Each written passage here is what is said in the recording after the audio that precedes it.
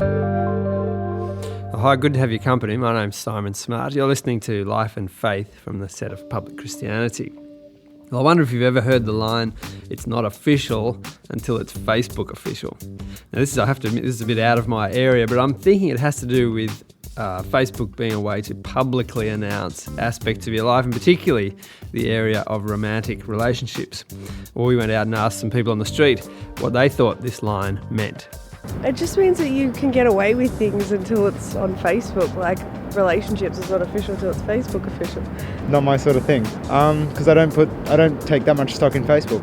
I like it. Unless you got it on Facebook, unless everybody knows, it's nothing. It means nothing. If you're with someone, you're not with them until it's on Facebook, till you can brag about it, I guess. Kissing, profile picture, the whole lot. Without that, why bother? It means that you're not really in a relationship unless you kind of click that you are on Facebook. I don't really believe in it, obviously, but I that's what I understand it to mean. I've heard it used a lot in a joke term as well, like when somebody becomes not just in a relationship but becomes friends with somebody on Facebook and, oh, we're friends officially now. Like, once you see someone is now in a relationship with someone else online, you know that it's the real deal and it's not a mistake anymore. It's not just hearsay, it's actually happened because it's on Facebook. Now, Justine Toe, you're interested in this line because of what you believe it tells us about relationships today. But first, when have you come across this line before? It's not official till it's Facebook official. Well, after I got married, my cousin, who's about 10 years younger than me, so she's in her early 20s, she was saying to me, when are you going to post your marriage status? When to say that you're married. She's like, it's not official till it's Facebook official. It hasn't entered into the real world yet. That's right. And I was like, I've stood up in front of, like my church community, my family and my friends, and I've publicly announced that I'm going to get married. I've made promises to God and all that kind of stuff. And I was like, it's not official until it's Facebook official. Are you kidding? Really what she's trying to get at is that, Facebook is a new, in some ways, public platform for, so we can actually announce things about ourselves, about the world. But I think it's conventionally used, this line, in relation to this idea that you're not officially going out with someone until you can actually say you're in a relationship with someone on Facebook. The period before that time can be quite angsty and uncertain because you never really know where you stand before it's Facebook. Okay, so you don't know until, like, say you think you're going out with someone, but not until you see it on their page. Yeah, that's right. Then you can rest easy. It's that's official. Right. Yeah, and in some ways as well, perhaps it's easier in some ways for the relationship to stay undefined for a period of time, because then if someone decides that this relationship's not for them, then they can get out of there without feeling like they've really hurt the other person because they haven't made any promises. So Facebook official in some ways is, it's a bit more definite than just what I guess people do these days, which is just hang out. Well, you can hear the element of uncertainty in that line, but it also strikes me it's a sort of a jokey tone. The humour is linked to the uncertainty surrounding relationships, isn't it? But Justin, you also believe that this can tell us something about relationships today. It's quite telling. There's a sense that we can't count on relationships like we used to. I've been observing that a lot of romantic comedies tend to end in the happy couple kind of together, but there are quite a few today that aren't as optimistic about that sort of thing. So it's like we don't really believe in the idea of forever anymore. We just believe in now. But I also think that this line is an example of what Zygmunt Bauman, who's a sociologist, calls liquid love. He's actually talking about love and relationship in the context of a constantly changing culture where you can't really count on anything anymore. If you think about liquid, it doesn't hold its shape for long. It's always on the move. And he says, so are we when it comes to our love lives. Even though we want relationship, even though we want commitment, we also don't want to be tied down to them at the same time. So there's quite a bit of ambivalence surrounding love and commitment.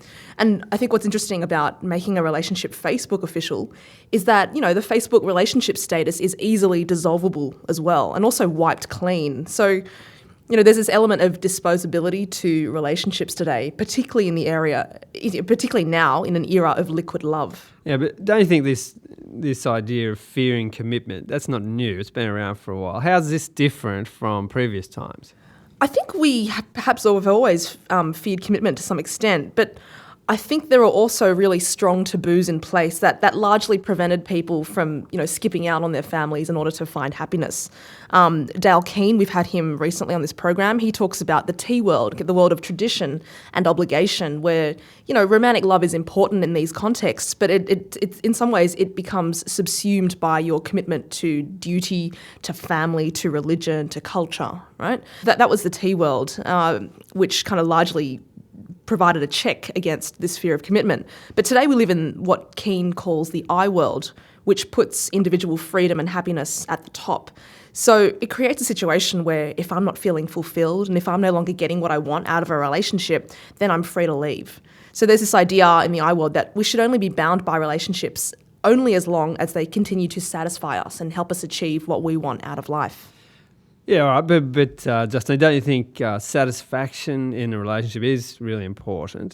Shouldn't we be seeking to build each other up in our romantic relationships?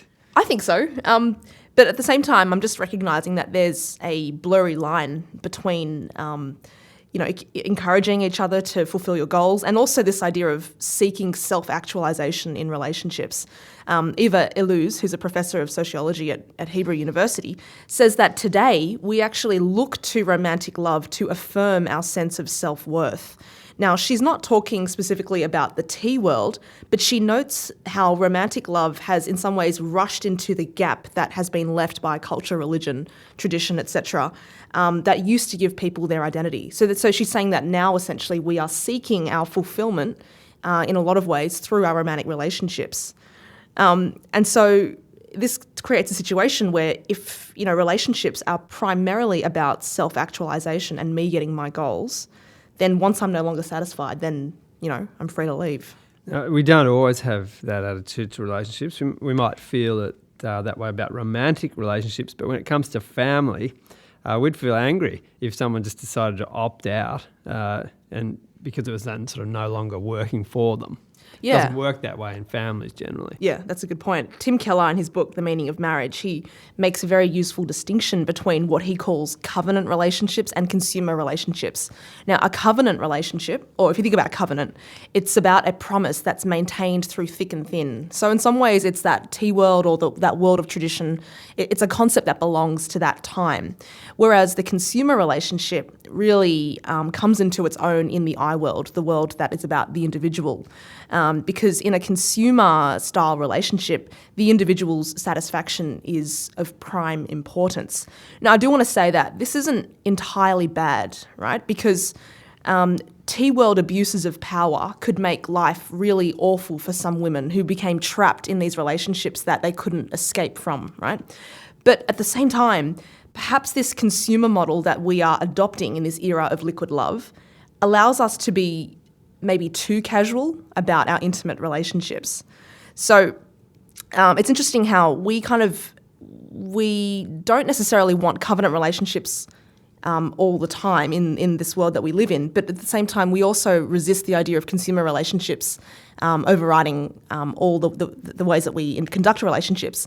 For example, consumer relationships are like romantic relationships where we can kind of feel like we can leave. But at the same time, when we think about the relationship between parent and child, we think about that as a covenant relationship. And, we would be absolutely shocked if a parent was going to say, you know what, I've had enough. You aren't doing it for me anymore. I'm going to get out of this relationship. You're driving me mad, kids. I'm going to leave, right? So there is this whole sense that we accept that as a covenant relationship. Absolutely. That is a relationship that we wouldn't allow for that type of liquid situation. Yeah. Even though there might be moments where parents want to get out of the house and escape, they come back. That's very important, and that's what we would expect. So there's this word covenant. Very old-fashioned kind of biblical word, isn't it? It's a word from, you say, the T world, the world of tradition. Do you reckon that idea of covenantal relationships can still resonate with people who are very much engrossed in this I world that you've described? Yeah, I think in some ways they do, because we already do accept that covenant relationships between parent and child are still, we agree with them and we support them. I think we are really selective on the whole about which relationships are to be consumer or covenantal, right? In terms of romantic relationships, we want to be free-floating and not necessarily tied down. We don't want to limit our options. but also the insecurity and the uncertainty surrounding relationships today can make us, in some ways, crave commitment and crave those covenantal style relationships. You know, the kind of relationships where when you go home, they have to take you in. They can't bar the door. You're going back to this place. There's not an option. They're going to take you in. Absolutely. Yeah, that's right. Now, I think many people today live between the two and they enjoy the best of both worlds, you know, so both covenant and consumer relationships. But I think at base, when you really get down to the details, many people want covenant when it comes to their intimate relationships, because then you know for sure that you're loved and accepted for who you are. And I think really what's important here is this idea of being accountable. Now, it's not, you know, it's sometimes that's really inconvenient. I don't want to be accountable because you can see my flaws and all that sort of thing. But at the same time, you do know who your friends are because they're not afraid to, you know, pull you up and tell you when you're being, you know, horrible. Whereas liquid relationships don't allow for that. And you can, you know, easily discard those kinds of relationships if they're not, you know, satisfying you in that respect. Yeah, and so the sort of even just friendships that we have, you'd like to think your friends will stick by you even when you're being a bit of a goose and when you've stuffed things up. Now, this word covenant, it has religious connotations, as I mentioned. In Christianity, this idea of covenant is totally bound up with ideas of promises and vows that God makes to his people. He's going to be their God, they're going to be his people, this sort of thing. But what if people aren't religious? Do you think this idea of covenantal relationships can still work for them? I think they can, but the challenge for non-religious people would be to find someone who lives in, I guess, the same moral universe that they live in. You know, and what I mean by that is that someone who has the same values and beliefs and ideas about life and so on. Now, because if you're not religious and you're in a relationship, but you have agreement on these kinds of matters, you know, the meaning of life, all that sort of thing, then that common ground, I think, can sustain a good covenantal relationship. But I will say that I think people in romantic relationships who share the same faith and are also well connected to a community of believers, in some ways I think they have an unfair advantage when it comes to maintaining covenant relationships because, you know, they're not in it by themselves. It's not just the two of them in the relationship, but they've got, you know, God, for example, sustaining them as a couple. They also have their community and perhaps their church community supporting them as well. Yeah, it wouldn't just be the church community supporting such couples, but the sort of the backdrop of the covenant history between God and his people that I referred to earlier. It's sort of as you said, sort of moral universe in which you understand these sorts of promises to be lifelong.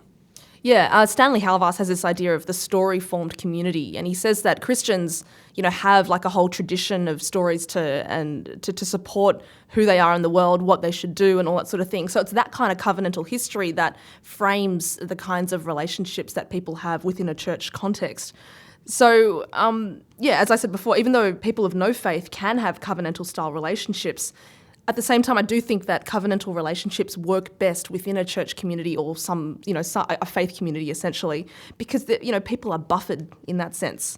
I think on the whole, we have a very individualistic attitude to relationships today. So we need to think about relationships within the context of community. And I think this is really pursued at various points in the Bible. So, for example, in the New Testament, Jesus is asked by someone, you know, what is the most important law?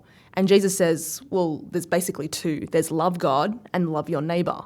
And I think this provides us with a really good program of action, because the idea is that if we can get our vertical relationship with God right, then our horizontal relationships with other people should fall into place as well. And like at its best, that's what it should look like. And that is a relationship in the context of community. It's not just the individual and God or the individual just with the other person, but it's a very holistic picture of what relationships should look like. Yeah, so it's committed relationships in the context of community that stand the test of time and put us in a better position to make these things last. For more Christian perspective on contemporary life, publicchristianity.org. Well, join us next week. We're going to be talking about death. That'll be something to look forward to.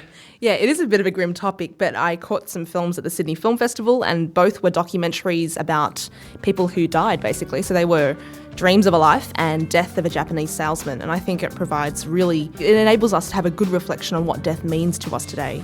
Well, it's an important topic, it's one we like to avoid, but we'll jump into it next week.